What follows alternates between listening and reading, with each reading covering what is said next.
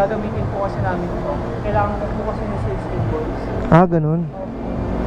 Kasi po, kapag mali po yung nilagay namin pangalan, sa amin din po kasi... Ano ba change oil natin, sir, dito? Oh, Magkano change oil? ay, hindi naman. Hindi, yung kasama yung oil. Oil po. Plus 340, 405 po. 405. So yun, sa mga magpapa-change oil pala, first change oil nyo, lalo na kung anong motor man sa Honda, dalhin nyo yung sales invoice talaga. Isa yon sa mga requirements nila para magamit mo yung mga service coupon at saka yung discount din if ever Motor Central kayo bumili. So malaking bagay din, di ba? So maraming salamat Star Honda din yan. Yun, ang pinaka nagastos natin is 330 plus sa oil plus 180 na labor dun sa pagpakabit ng engine guard.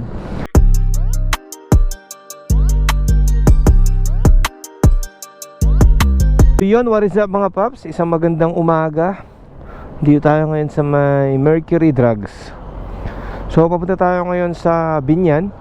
Magpapa-change oil tayo dito ka ADV 160 natin. So as of now, nasa 500 kilometers na tayo, 580 kilometers na tayo. So ayos, makakapagpa-change oil na. So hopefully may mga bagay na magiging mas maganda dito sa ADV natin once tapos yung change oil. Tulad ng mga yung takbo niya, yung fuel efficiency, hindi ko lang sure if magbabago. So yun yung mga titignan natin. Medyo matagal ko ding inantay na umabot siya ng 500. Inabot tayo ng 2 months and a half bago siya nag 580. Kasi hindi natin masyado magamit. Unang-una, itong mga nakaraang araw at saka linggo ay sobrang ulan talaga. Kaya nung nakaraan, nung last week lang ata na Sunday, uminit ng todo. Long ride tayo, papunta tayong Lipa, Batangas nun. Kaya ayun, inaabot na rin natin sa wakas yung pinaka minimum odometer niya bago siya i-change oil. At least, di ba? Mas makakahinga na siguro yung makina nito kasi bagong oil na yung gagamitin natin. So hindi din natin alam ano yung mga oil na ipapagamit sa atin. Sa unang change oil naman is free yung labor natin, yung oil lang yung hindi. Kaya medyo makakatipid ka ng mga 100 pesos siguro. Kasi nagtanong ako last time doon, 90 pesos lang naman din yung labor. So yun. Tapos ipapakabit na rin natin yung engine cover para sure ball na once matripan natin mag off-road, hindi tamaan yung pinaka makina natin. Mas malaking gastos yun. Sana wala masyadong tao dun sa ano. Medyo late na rin kasi alas 9 na. Buti na lang talaga tuloy-tuloy na yung mainit na panahon ngayon. Kaya nakakapag motor-motor na tayo. Pag hindi ka nakakapote, yari. Mas mahirap kasi, di ba? Unpredictable talaga yung pinaka panahon ngayon. Ano, ng gasolina 63 na oh. Kasi nakaano ako dito eh. Premium kasi yung ginagamit ko na gasolina dito. Kaya medyo mahal. Pero mga piso lang naman, 150 ganun. Hindi naman siguro ano yun, di ba? Mahalaga, magandang gasolina, yung magandang quality ng gasolina yung binibigay mo dun sa motor. Kasi quality din naman yung binibigay niyang serbisyo sa'yo. So tapatan natin. Ang bala ko dito, every 1,500 magpapa-change oil ako. Siguro sagad na yung 2,000, pero 1,500 talaga yung minimum ko. At least 1,500 dapat nakapag-change oil na ulit. So kung 500 to mga 2,000 kilometers change oil ulit tayo. Tapos either kung sino mauna, yung 2,000 ba o yung 3 months, change oil pa rin tayo. Basta at least ano lang naman ako mag-change oil 1,500 to 2,000, or mauna man yung 3 months yung 3 months ang gagamitin natin. Parang ganon. So yan, nandito na ulit tayo sa Honda. Napakabilis lang. 5 kilometers lang ba ito galing sa amin? 6 pala, 6 kilometers lang galing sa amin. Hup hup.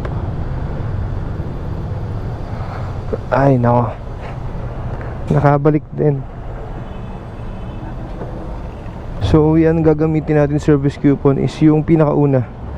Hindi ko pa nilagyan ng pangalan ko. So ito, free service coupon number 1, 5,000 to 2,000 kilometers or 3 months from purchase date, which comes first, whichever comes first. So yun, Patestin natin. Free service coupon. Sir, papa-service din? Papa-change oil? Saan po na ganito? Honda Areza? May isa-isa invoice mo. Tignan ko ah. Ito sir. Ay, ito ba yun? Ay, ano to sir eh? Yung sa ano? Ay, hindi po. Yung mismong face invoice nung... Wala sir. Naiwan ko sa bahay eh. Ay, kailangan. Kapag kailangan, kapag ano sa inyo kayo, kapag kukunin po kasi namin yung sales invoice namin, eto po. Kapag gagamitin po kasi namin ito, kailangan ko po kasi ng sales invoice. Ah, ganun. Kasi po, kapag mali po yung nilagay namin pangalan, sa amin din po kasi... Hindi kaya pwedeng ano? Ibalik ko na lang mamaya. Ah, Kasi may lakad din ako mamaya para kasi ang bala ko lang ipapa-change oil ko lang ngayon tapos pwede akong bumalik dito, bibigay ko yung sales invoice. Kailangan talaga may sales invoice. Pero pag wala, anong mangyayari? ano po, meron po tayong labor po. Magkano ba change oil natin sir dito? Pa, Magkano change oil? 90 po. Hindi, yung kasama yung oil. Oil po. Plus 340, 405 po. 405. Kasama, di ba meron yung ano? Hindi ko lang sure kung dito ba ginagamit yung ano eh.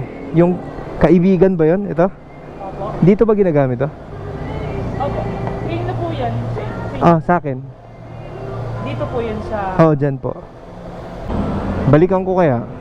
Dito lang naman ako, balikan ko na lang siguro. Tapos balik ako ngayon. Nakapila naman ako no? Sige sir. Mabilis lang naman. Babalik agad ako. Sige. So babalikan natin yung sales invoice. Uwi muna tayo mga paps, may naiwan tayo. Kailangan pala ng sales invoice. Wala first time eh. So ang mangyayari kasi, unang-una hindi natin ma-avail yung service coupon na free. Although 90 pesos lang naman yon, pero hindi yun yung habol ko. Yung kasi isusulat nila dun sa mismong service coupon kung kailan yung first PMS mo. Hindi sila pwede magsulat if ever na nila nakita yung sales invoice. Kasi yun pala din yung mahalagang isa. So yun sa mga magpapa-change oil pala, first change oil nyo, lalo na kung anong motor man sa Honda, dalhin nyo yung sales invoice talaga. Isa yon sa mga requirements nila para magamit mo yung mga service coupon at saka yung discount din if ever Motor Central kayo bumili. So malaking bagay din, di ba? So sa ngayon, uwi muna tayo. Balikan ko kayo mamaya. A few inches later. So ito pala, itong pinuntahan natin, itong Honda Binyan. Dito lang to sa kahabaan ng Pavilion. Ito, Pavilion Mall. Tapos dito naman yung Perpetual. So kahabaan lang ng Binyan. Ito Honda, Star Honda pala, Star Honda. So yan dito, tabi ng Total lang. So meron lang inaasikaso si sir. Bale, yun, dala na natin yung sales invoice. Kailangan daw eh. Yan, try na rin natin ipakabit to, yung engine guard. So hindi ko alam kung magkano bayad. So yun, kinakabit na yung engine guard natin after ng change oil.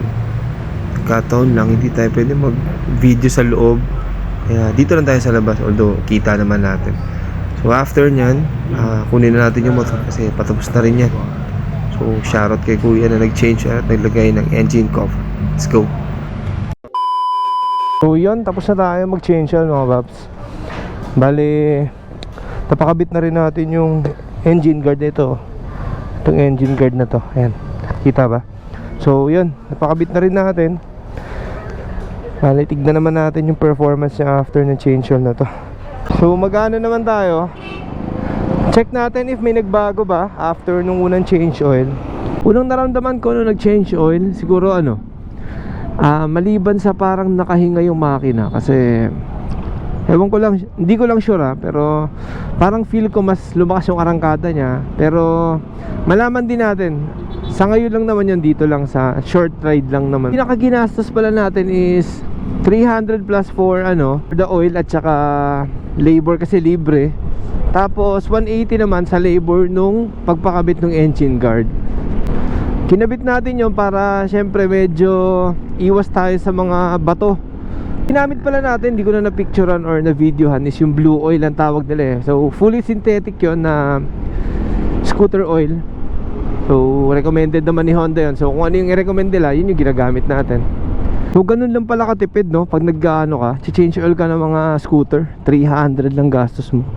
So kung gusto mo mas tumagal pa yung motor mo, eh mas madalas change oil, di ba? Pagkano lang naman, 300 pesos. So yun mga paps, siguro hanggang dito na lang yung vlog ko. Shoutout ulit sa Honda Binyan sa pag-accommodate ng change oil ng motor natin, si ADV 160. So magkakaroon tayo ng review ulit, if ever. Yung total review na talaga nitong motor na to once pag 1,000 kilometers, para yung ano natin, take natin dito after 1,000 kilometers ng paggamit sa motor na to. So yun yung abangan nyo mga paps. Ride safe sa atin lahat, and let's go!